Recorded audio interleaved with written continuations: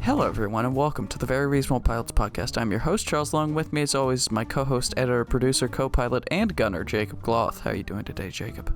Hello, Charles. How are you? I'm good. Are you ready to pitch a brand new televisual series? No, I'm not, because it's your turn. An actual TV show, not a film, a TV show. Oh, look at that! It's coming out a little spicy.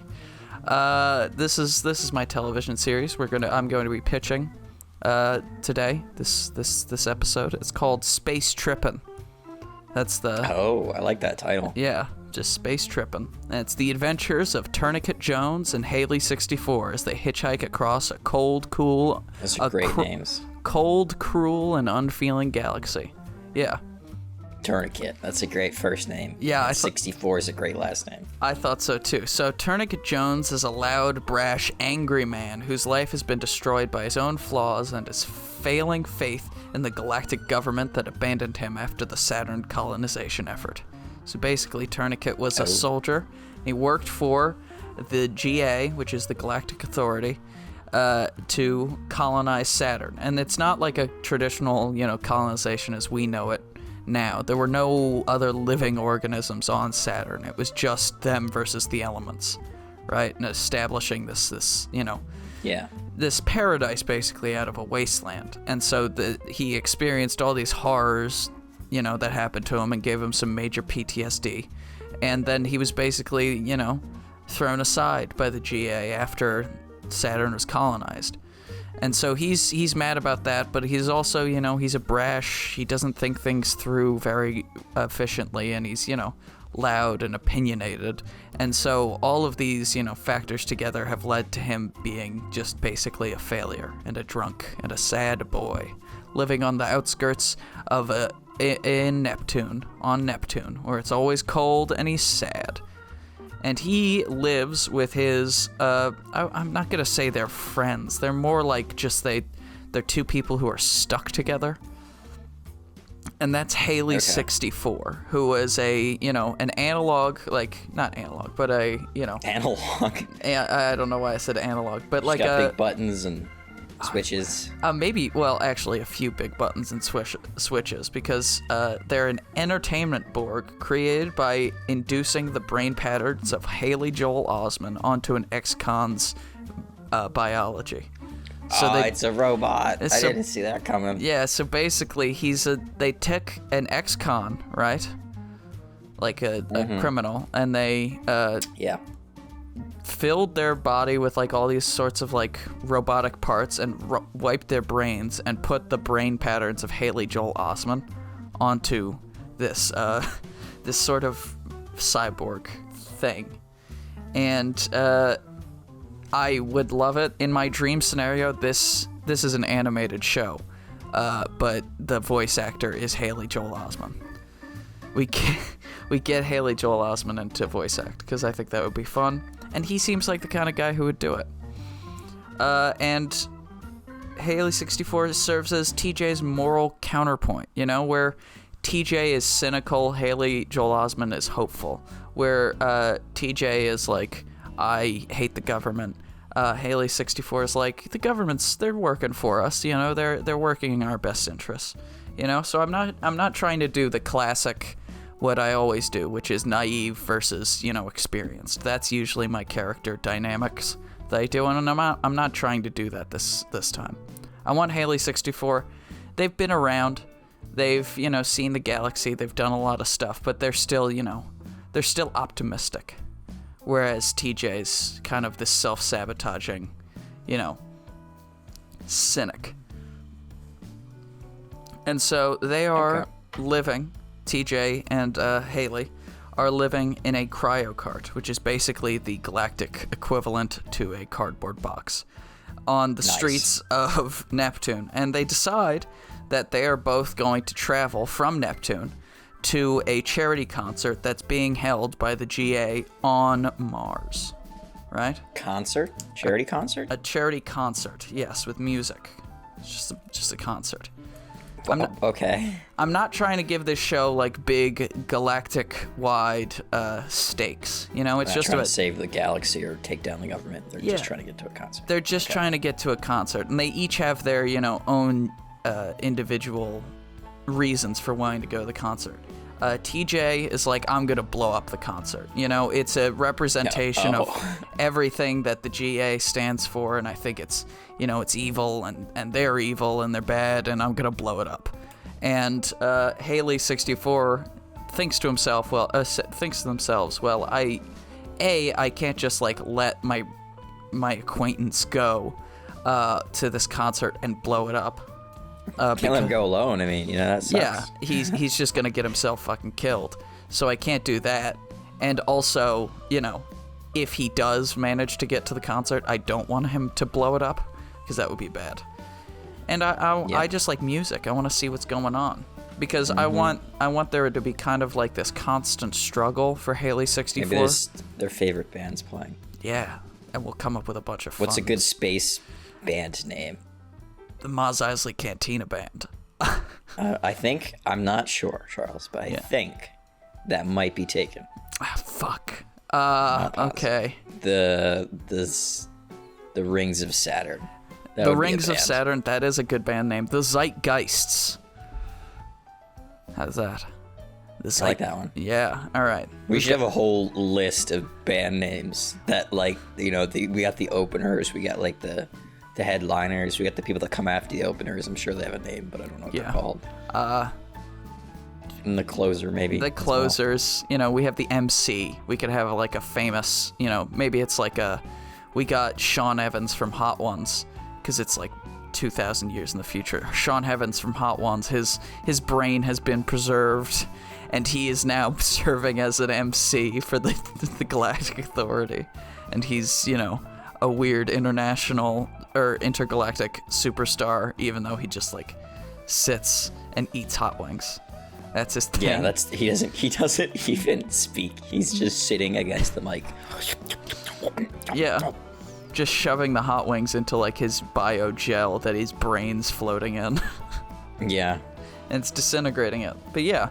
So the show is like fusing into his brain. His brain's like mostly wings now. It's just the bones spit out the top. But the show is basically just gonna be, it's a road trip. We're doing a road trip show, like we used to do back in the day. Back in the day. Back in 2019 when we started this podcast. Was it 2019? I don't think we've ever done a road trip show. No, we have. I've done road trip shows. Fear and Loathing in 2084 was a road trip show. Not in space. Not in space. That is true. So the first episode is introducing the boys. The Boys? I thought this was a road trip show. I didn't realize this was The Boys from Amazon Prime. Yeah, this is The Boys from, and then Carl Urban's there, and Tourniquet Jones like beats him to death with a crowbar and takes his jacket. It's like, oh, I can do a bad accent too. That's what he does. Oh, look at me. Isn't Carl Urban actually Australian? I'm Judge Dredd. No, he's a New Zealander, and he's doing a British accent, and it's like ridiculous, but I also love it. Wait, that's supposed to be a British accent? Yeah, he's supposed to be doing like a Cockney British accent. I thought that was Australian. No, he's Wow, it's that bad. In the comics, apparently the character that Carl Urban plays, Billy Butcher, in the comics he sounds like Michael Caine, who you may know as Batman. Yeah, that's not it, man. Yeah, it's kind of bad, but also great. But the first episode is, and I'm just calling TJ and Haley64 the boys, even though Haley64's original physiology was female, and then had a male's brain pattern implanted on it, and also had their genitals removed along during all the, cybernetic things. So their gender identity is kind of up in the air. So I would say they're a they, whereas TJ is just a he. But I'm calling them the boys just because that's easier. So the episode starts with the boys. They rob a highfalutin businessman, just like on the street. They just beat him up and take all his stuff. Okay. They're in their cardboard box and they're talking about all this. That's who I want to play, by the way. The highfalutin businessman who gets robbed. Yeah, that gets the crap beat out of him. Yeah, he'll just get robbed, and they they can't use any of the money that's attached to like his bio, metric stuff. So no fingerprints or eyes or anything. They just use the cash and they buy bus tickets, and they're like, all right, well, we're starting this journey. We're gonna get a bus to outside of Neptune's orbit to like a small moon, a small moon. It's still inside Neptune's orbit. I wrote that wrong. But this small moon is controlled by a cult of fanatics dedicated to an ancient art. And seeing as this is set in the future, the ancient art is going to be something silly from the present. So what do you think it is? Captain Crunch. Oh, that is ancient. But it's the ancient art of the trick shot. You know, all those YouTube videos of people doing like trick shots and shit? Oh. They're going to be doing that. Like that's their cultic thing, is that they're dedicated their entire existence to making beautiful trick shots.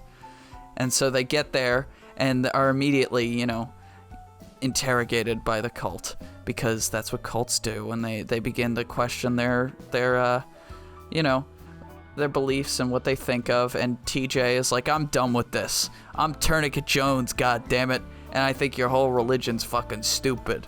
There's that brash, angry, part of him, and eventually everyone else who's on the bus gets to leave, because this whole like interrogation thing is basically just a formality. But because Tourniquet Jones was such an asshole, he and Haley both get captured and have to prove that they actually do love the ancient art of the trick shot by performing an impossible trick shot. And so it's like a very intense, trick shot competition, where they're like having to go up against, all these different people, and Haley is using his robotic, eyes and shit to like help do all the things and make sure all the math is right so the trick shot goes in. And Tourniquet... Real quick, every time someone makes a shot, can like everyone, and I mean everyone, just go like, whoa! Yeah. Like everyone is the classic. It's like part of their religion. Yeah, they have to scream. They used to make this scream, and it was about like the prayer, and it was to their god, the trick shot god. Yeah. Or something. I don't know. Some sort of like religious explanation to people cheering. Yeah, but it has to be an insane scream, because they always do that in the videos. Because they do it in the videos because they've been doing like 100 trick shots before they get it.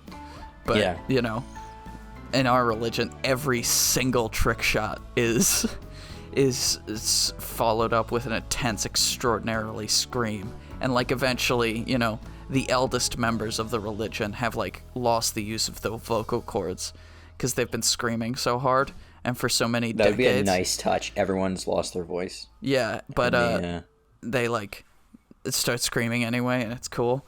And they're just like trying, but they don't make it. But Haley is doing the trick shots, and Tourniquet Jones is like, he's doing some maneuvering in the background, and he's cheating. He's setting up things because that's the kind of guy Tourniquet Jones is. And this first episode's just kind of establishing the kinds of characters that these people are, because Haley 64, he isn't above doing criminal activities, right?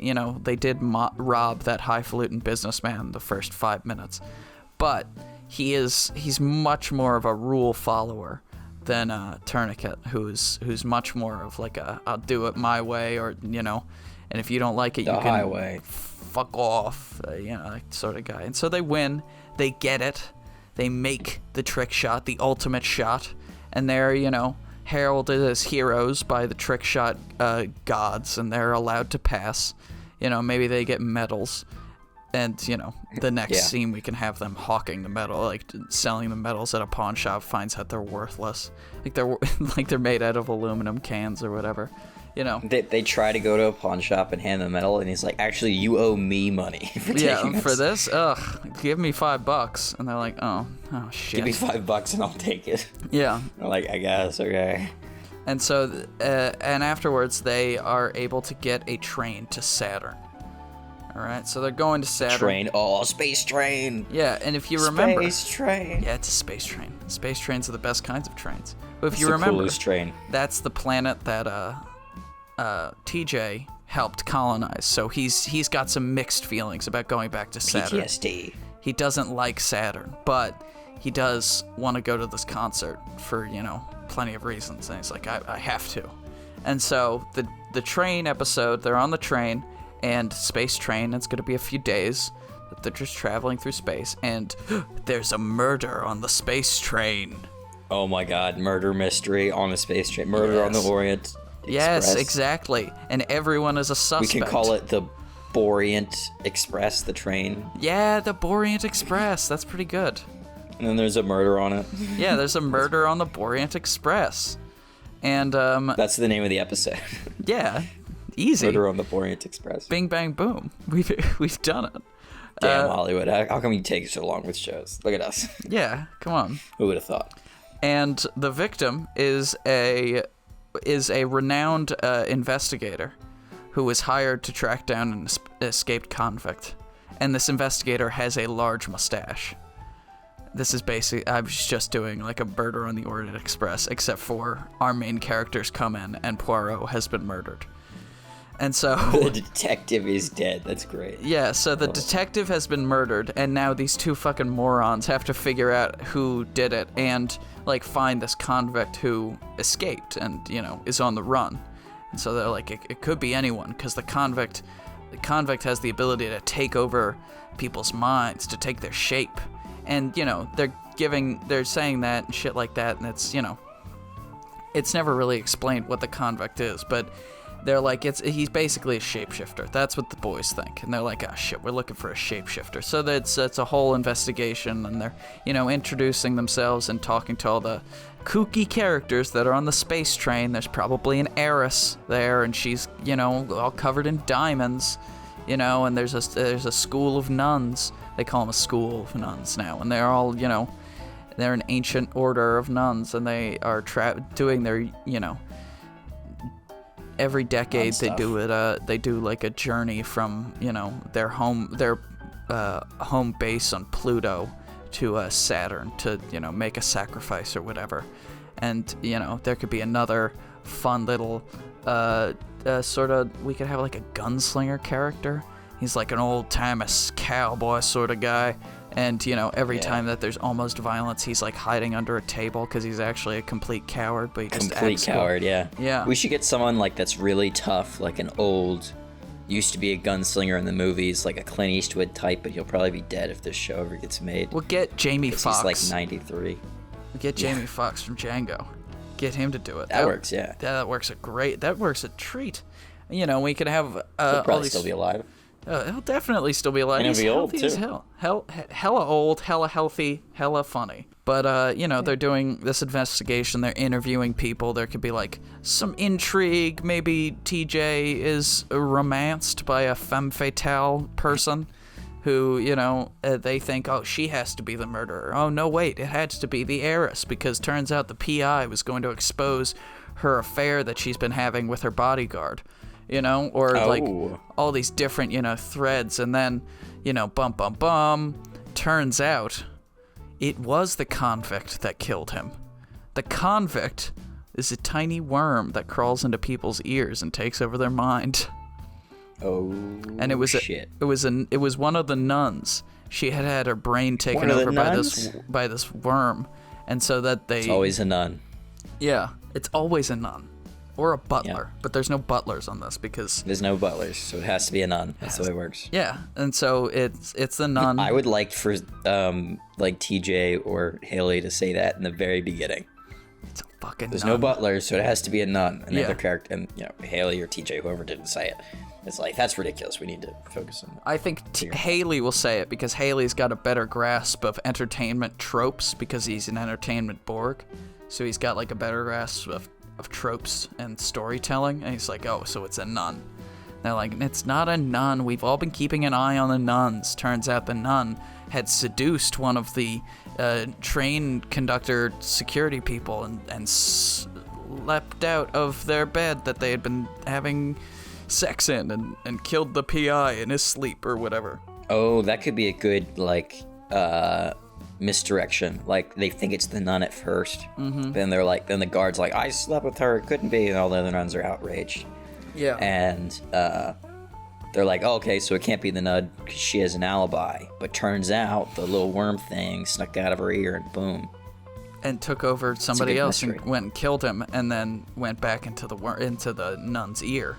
You know, so it's like, oh, I framed this guy for a murder, and then, you know, it can end with TJ like just, you know, walks up to the nun and punches her right in the face. Because I would love to see TJ just walk up and knock an old woman onto the ground, and the worm like crawls out of her ear and starts walking away, and Haley just steps on it. And he's like, oh shit, Damn. I didn't know, shit. Are we still gonna get the reward money for this guy? And the cop on the station just shakes his head silently. No. Nope. No, you're not. But they make it to Saturn. You know, they're happy. They've made it to Saturn. They survived the space train.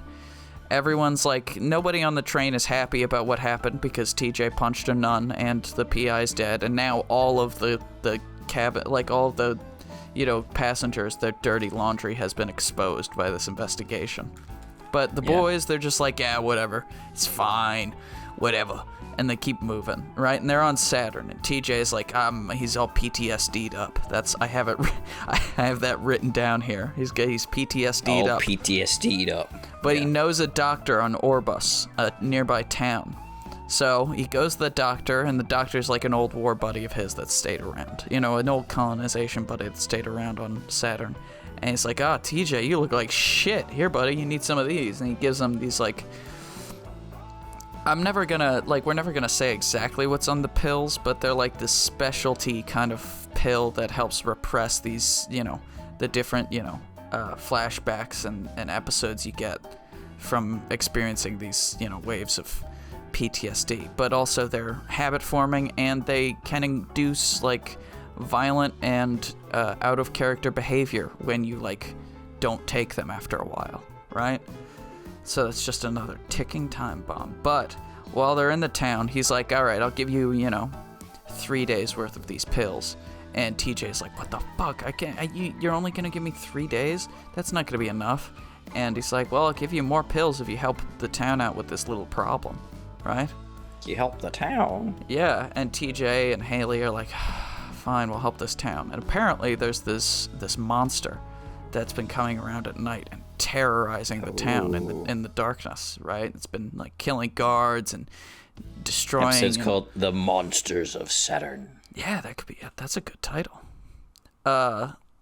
And like killing livestock and all this shit, destroying farms. And so they, you know, begin investigating, and it's not really like a hearty investigation. It's more of like a hunt. Like they're tracking this thing down because they know where it lives. Yeah. They know what part of the planet it lives in, the forest, but it's still, you know, they have to find it. So they get loaded up, and we can actually have some like cool space guns. You said forest, so I'm guessing in the colonization efforts they like terraform Saturn. Yeah, it's a terraformed sort of Saturn where there's like still parts of it that are big dusty wastelands, but most of it is sort of like you take, you know, Earth plants and animals, but you kind of change them slightly so they're, you know, they're more capable of living on this planet. And so it's, you know, we can have fun with it. We can have orange trees and weird like gecko birds that fly about and all that stuff. You know, we can have fun with it. This is meant to be a fun show. Not really very many serious themes, except for the end of this episode, which kind of has a serious theme. Not even a serious theme, it's just got a serious ending. But you know, they're going around, they're looking through this forest, and they're, you know, they've all got these cool, you know, space guns and shit, because we have to have one episode where there's space guns and shit. Maybe Just to clarify for the science enthusiasts, yes, our listenership, we're gonna have to really finagle this terraforming thing since Saturn's like mostly gases and liquid. Yeah, I know. But that's why I didn't do Jupiter. Jupiter is a gas giant. Saturn's less of a gas giant. So we'll just, you know, terraforming, I guess, kind of just, you know, pretends all that stuff doesn't exist. Yeah, exactly. Okay. We'll have gravitational limiters that create, you know, Earth, you know, like gravity on this planet. We could just throw a bunch of sci-fi words together, and it usually makes enough sense. Yeah. Listen, that's what Rick and Morty does. Are we trying to say we're better than Rick and Morty? No. There you go. No, we're not. All right. But they're tracking through the forest. They've got the cool space guns. Maybe they fight like this huge, sort of evolved saber-toothed tiger situation where it's this like enormous monstrous animal, and they kill it. They put it down after like a hard-fought battle, and we have lots of fun. We could do a Predator style thing where they build a bunch of traps out of like the local greenery and that sort of stuff, and they kill this huge tiger, and they're like, shit, that was it. They cut its head off, and they set up camp for the night, and they're like, we've killed the monster, everything's okay, everything's cool. And they go to sleep, and then in the night the real monster comes out, and it starts tearing up the tent and everything, and you don't see it at first. It's in it's draped in darkness and all this stuff, and they start fighting it, and it gets the best of him, but they get a shot off on it, and it starts running away, and TJ starts chasing it down, and he's like with his big gun, and he's getting flashbacks to when he was on Saturn the first time, and he was doing the colonization thing, running for his life from like a sandstorm or whatever, and there's like a lot of PTSD going on. Maybe intercutting between the two. Yeah, and it's like and then we get there. He finds the monster. It's been living in this cave, and you get into the cave, and there's like this thing doesn't seem as monstrous as initially thought. Like it's obviously it's not a human being. Right, it doesn't, it can't speak or, communicate, but it has not lost all of its various, it's not lost all of its mind. It's still got a little bit of humanity, because he gets to it and there's like pictures or, drawings on the wall and everything, and he finds it, and it's injured. It's lying in the corner of the room, and he gets his torch, and he shines it in its face, and he sees that it's a man. A man. Or at least at one point it was, but this man has been altered, changed. He was a soldier from the colonization effort, just like TJ himself, who was altered.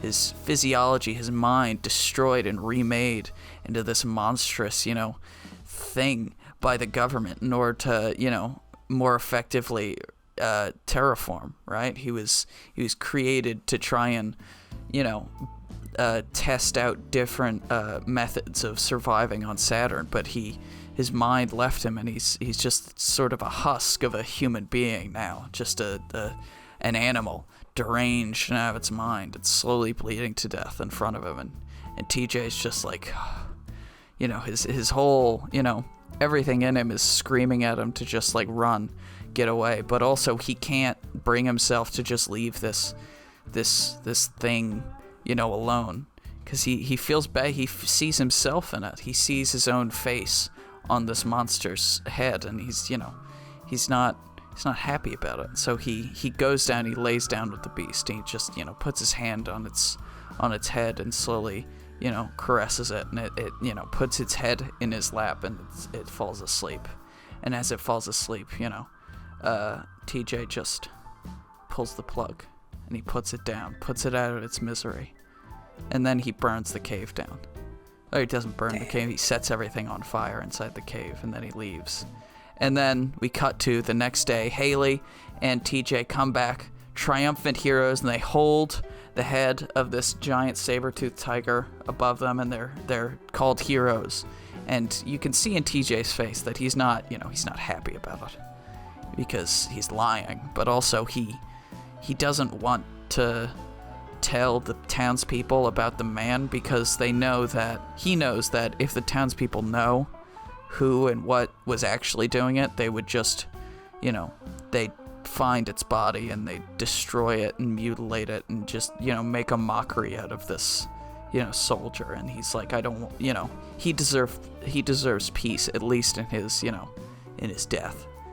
So they lie to the town. They say this is the beast that was attacking everything, and they're given a reasonable amount of money, and TJ is given more pills by his doctor friend, and be like, this will last you a good long while. And he's like, all right, thank you, and that's the end of Saturn. We're getting off Saturn. TJ's like, oh fuck, I'm so fucking happy to get off of Saturn, because I hate this fucking place. So they get a transport ship from Saturn to the moon, right? That was the only serious episode. Really, I'm not gonna say that, but it was the only like sad ending episode. Also not gonna say that, but that was the bummerest episode. They get to the moon, and they're at the moon. They have to go through a little place that you and I like to call the STSA. Space TSA. That's right. It's a crossover episode. Oh my god. So they're Didn't see that coming. Yeah, they have to go through the Space TSA, and they, get all checked out and everything, and they, come up weep, weep, weep, weep, and they, their names and biometrics are flagged, and they're brought in and interrogated, right? And this is a bottle episode. I have that written down here. Bottle episode, and quotation marks with an exclamation point. And the interrogating officer, let's think of a fun name for him right now. Officer Colonel. Like Officer Colonel, but it's like corn kernel. Like Officer Cop. Officer Cop. That's a good name. I like that. Officer Cop's there, and he's interrogating them, and he's trying to get them to he's basically trying to frame them for all these different crimes that they haven't committed. None of the crimes they have committed are brought up, but he's trying to get them for drug smuggling and murder and all this stuff. And it's this is a dialogue heavy episode where they're mostly just talking and doing fun stuff, and we can have a good montage where it's just TJ and Haley stuck in the interrogation room together. They're like, we're just gonna let them stew for a few hours, and it's just them fucking around in the interrogation room. Yeah.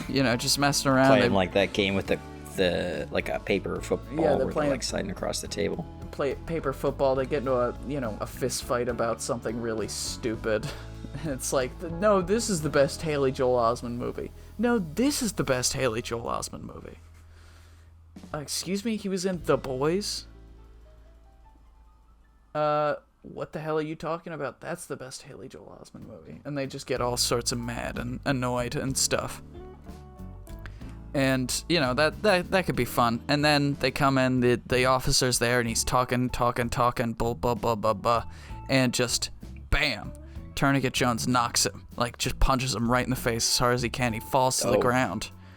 And you think, oh god, Tourniquet's lost his mind. Yes, he has. He's going crazy. But then you see this little green thing crawling out of the ear of Officer Cop. It's back. And it's back. It's the worm from episode 2's brother. He's come back for revenge because he was so mad that his brother was murdered by these two, morons, that he's like, I'm gonna get him. And whatever I have to do, I'm gonna get him. And then, TJ's like, well, I want to squish this one. You got to squish the last one. And he steps on and squishes it. We could have the worm doing a big evil monologue about how revenge, that's all I need. I'll hunt you to the ends of the galaxy, blah, blah, blah, blah, blah, squish. That sort of thing. Yeah. And then they're like, all right, you're free to go. Have a good day, sir. And they get a trip to Mars because that's where the concert is happening. And so they are getting a transport that is going very close to Earth.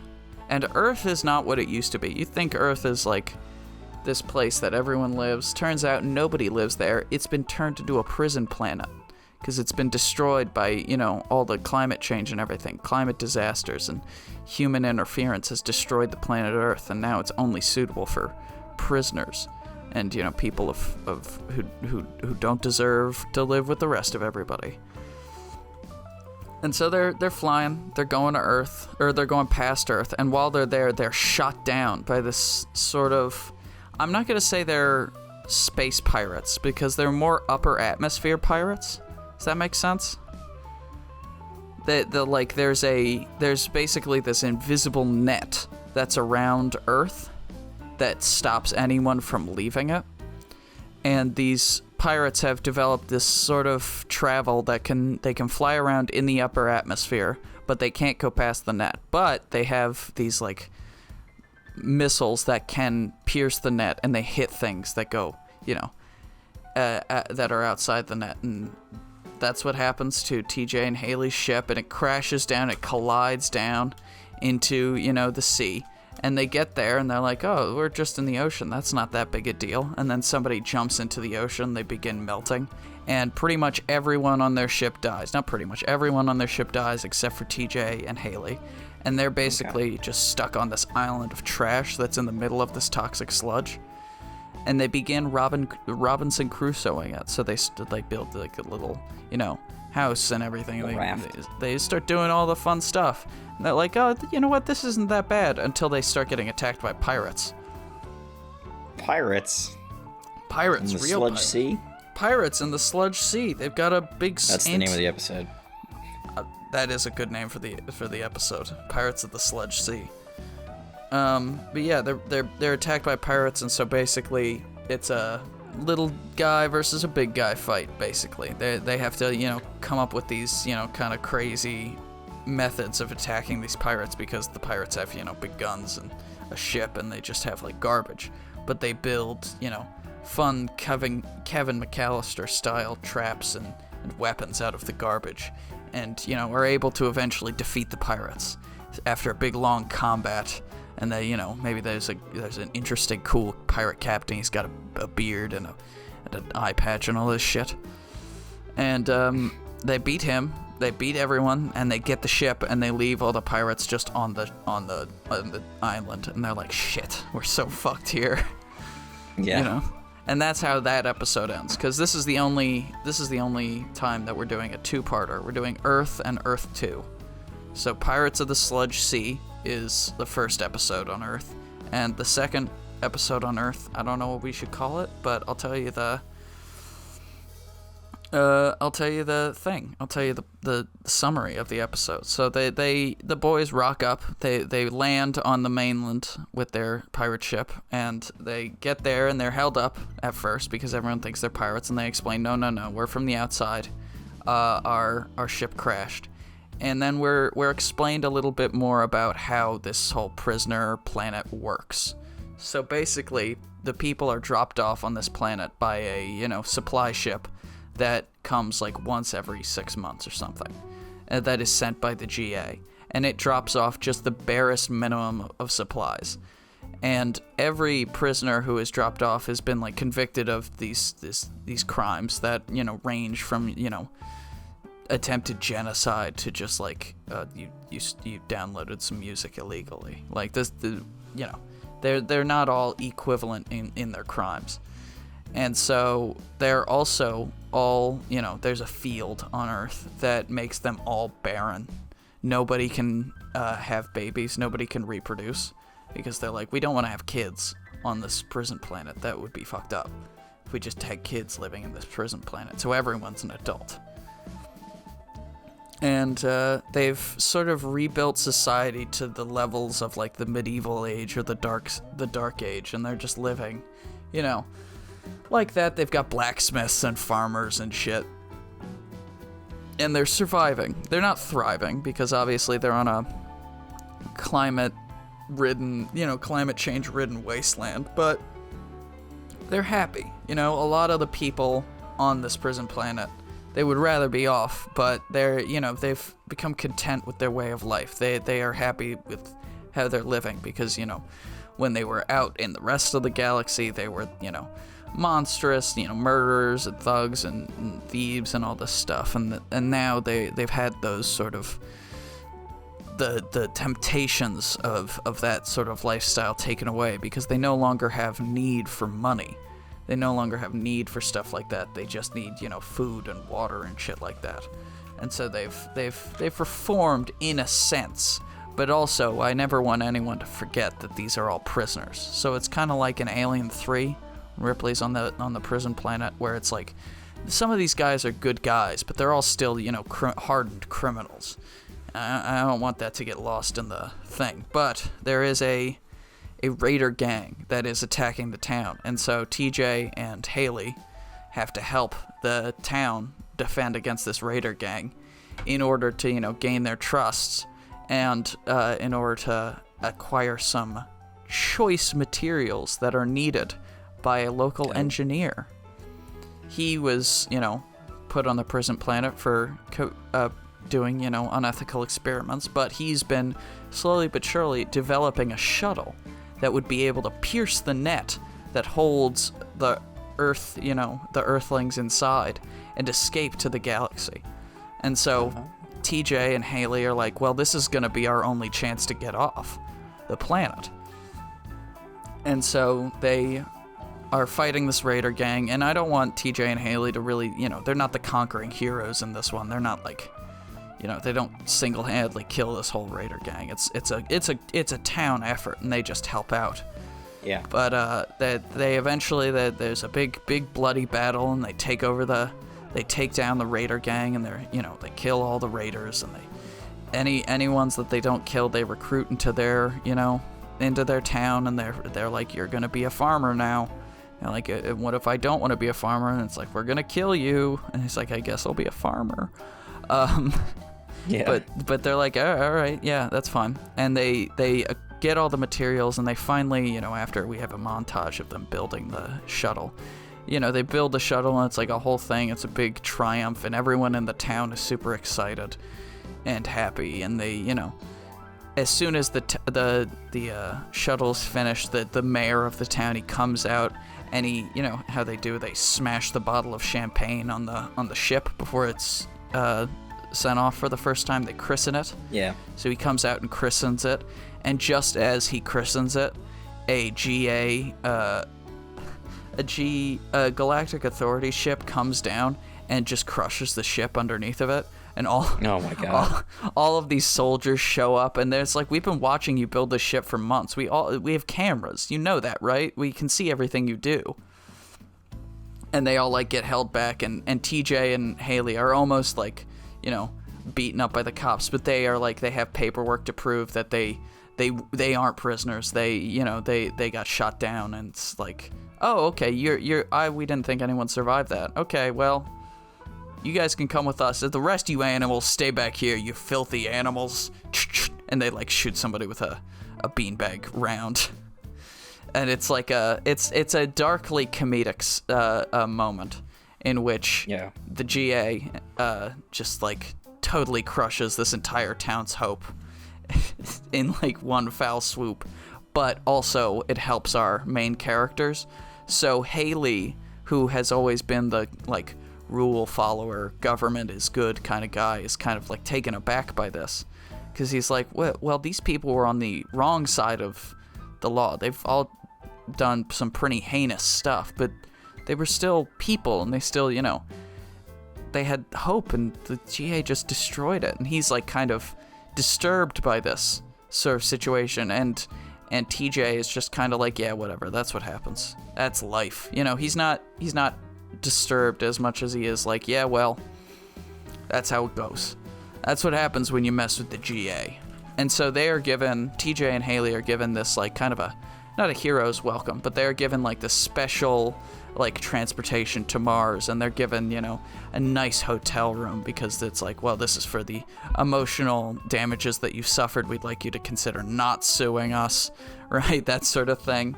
The whole place is covering their ass. And so we finally made it. The concert. The charity ball. The charity concert they've been wanting to go to, that we've been teasing this whole time, right? It's this beautiful thing, and we see, we have the first half of the episode is TJ setting up his master plan, and we get a kind of a glimpse at it, but we don't know exactly what it is. And it's like he's set up like these sort of flare bombs that'll, ignite everything and create like this massive flaming, monolith to the corruption that the GA has become. And he's like, I don't want to kill anyone, I just want to destroy this place because I think it's horrible. And so he's like, we can see his intricate planning, and then we can also see Haley, and Haley's like still pretty disturbed from what he saw on the prison planet, but also he's getting a nice suit, and he's getting, new shoes and stuff because he wants to look good for this charity concert and blah, blah, blah, blah, blah. And then we get to the concert, and we have a whole bunch of fun, musical guest stars, right? We can get people in like actual real life bands, and we'll give them a fun sci-fi name, and then we get them in and have them sing and dance, and that could be fun, right? Maybe we can actually do some like mocap or what's that called? When you draw over live action footage, rotoscoping for the animation. We can have like actual, bands rotoscoped in and doing all this stuff and blah blah blah. And it's fun. And TJ is like, he still thinks of this as like this monolith to corporate like greed and stuff, but he's enjoying the music. He's having a good time. We can see that maybe he's starting to not think maybe his plan to blow this whole place up wasn't the best plan in the world, because also there are a lot more people than he had really anticipated, so the likelihood of 0 civilian casualties is extraordinarily low, all this stuff. And he begins to like second guess himself, but he's still like gonna go through with it. At this point, he's still gonna go through with it. And then we get this singer, right? I haven't come up with a name for the singer. Let's think of a name for a lovely singer. Beautiful woman singer with, an angelic voice, right? Let's think of something. Misty Scott. That's not bad. I like that. Misty Scott comes out and she begins singing, and she's kind of like, she's not the headliner for the night, but she's definitely one of the like those people that people have been like, she hasn't performed a live show in years, this is going to be her first time performing. And we can also have like a bit of a series, throughout the series we can be like, Haley is really excited to see Misty Scott. He's talking it up, and it's like all this stuff.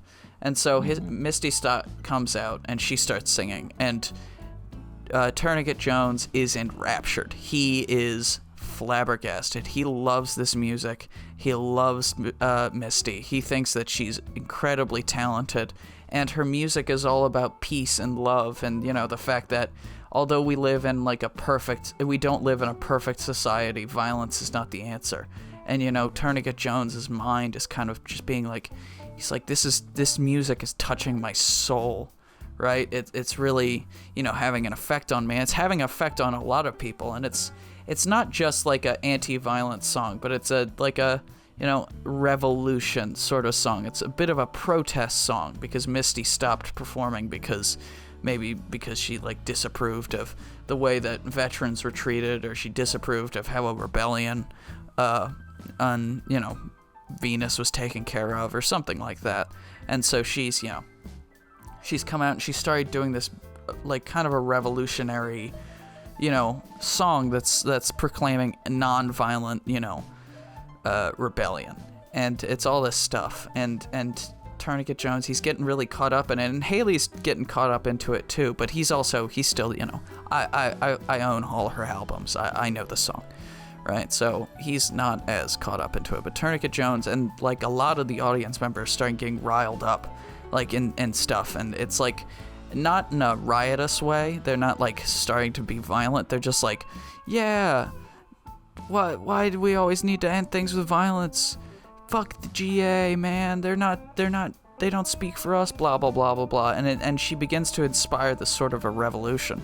And just as it happens, just as like the people turn and become, this mob of revolution, just as that happens, the floodlights kick on, and all the cops that are in the corners of this stadium just start firing tear gas in, and the whole place is evacuated immediately.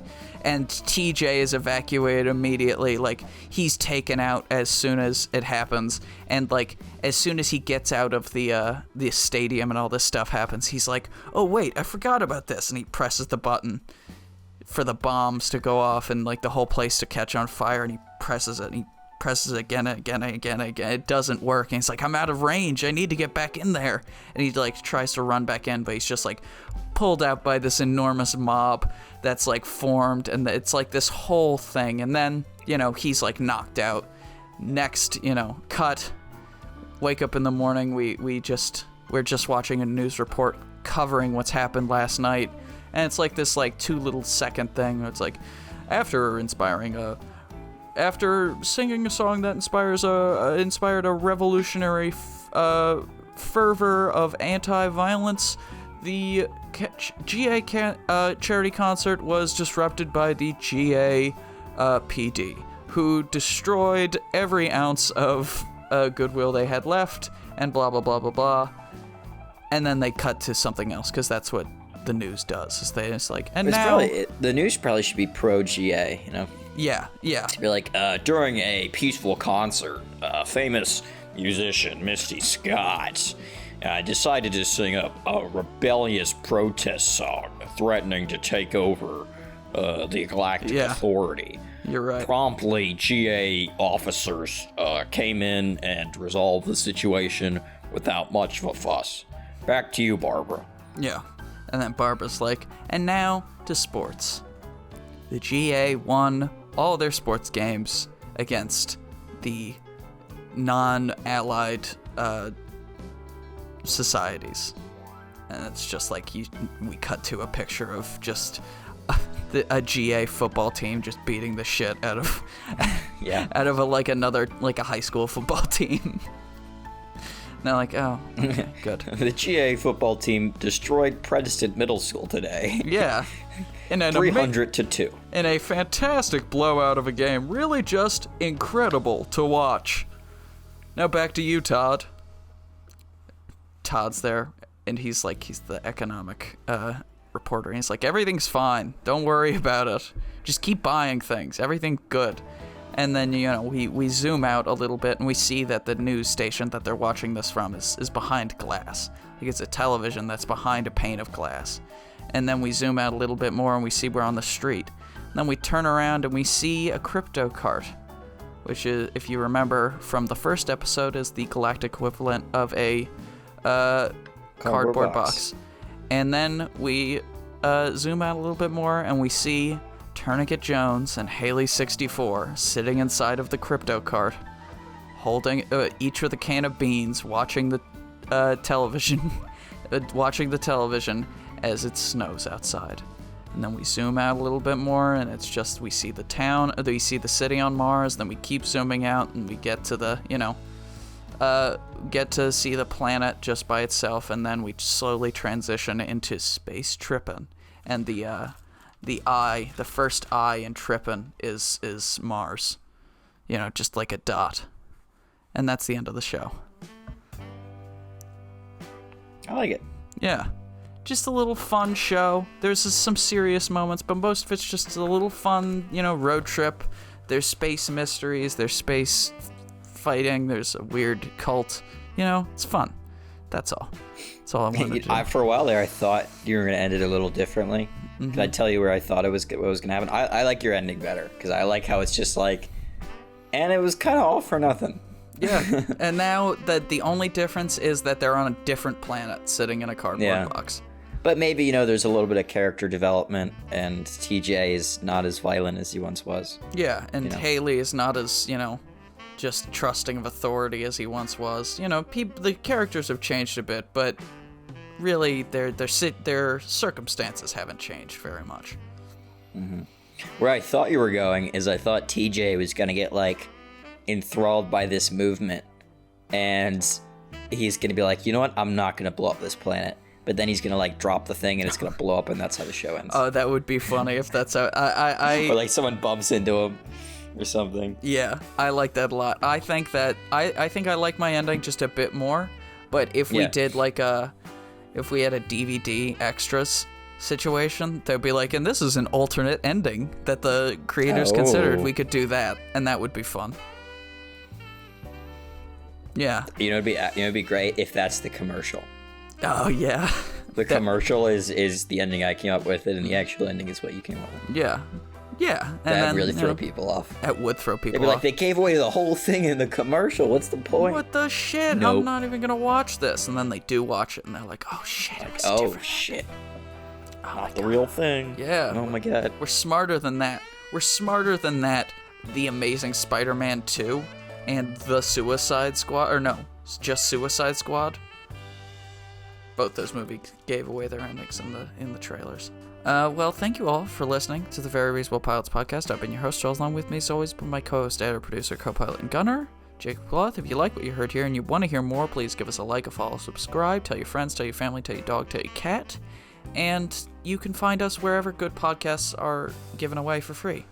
Because where mediocre podcasts are given away. Listen, even where bad podcasts are given away for free, you can find us probably. Yep. And if you would like to become a part of our paid subscription model, you would just have to email us, and you can pay $27 a month to hear these episodes at the exact same time as everyone else. Yeah, you don't get anything. No. Also, we don't have a way for you to send us money. I guess you can mail me a check. Yeah, listen. All right, here's what you're gonna want to do. Put $27 in cash into an envelope. Don't write anything on the envelope. Just leave it blank and then put it in your mailbox. We'll get it. Yeah, they'll get it to us. We'll get it. We have a special business relationship with the United States Post Office. Yeah, we get all unmarked envelopes. Yeah. It's good. I've only gotten anthrax 3 times. Yeah, it's fine. That's why we wear the mask, Jacob. Yeah. It's a Batman mask. Your mouth and nose are completely out when you're opening the anthrax. But thank you all for listening, and have a good week. Or not. Have a shitty week, maybe. Maybe, yeah. If that's your thing, if you're into that. That's what you're into. I'm not judging. No judging here. We only do that off air. Yeah, we do. All right, goodbye. Bye.